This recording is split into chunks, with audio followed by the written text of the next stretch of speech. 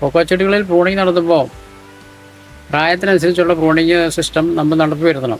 Flowering ശരിക്കും നടക്കണമെങ്കിൽ തായ്തടിയിലും പിന്നെ സൈഡ് ശിഖരങ്ങൾ പാർശ്വശാഖകളിലും വെളിച്ചമുണ്ടെങ്കിൽ മാത്രമേ കായ്കളുണ്ടാകുള്ളൂ. അതുകൊണ്ട് എല്ലാ മരങ്ങൾക്കും ഒരേ തരത്തിലുള്ള പ്രൂണിങ് വിജയപ്രദമല്ല.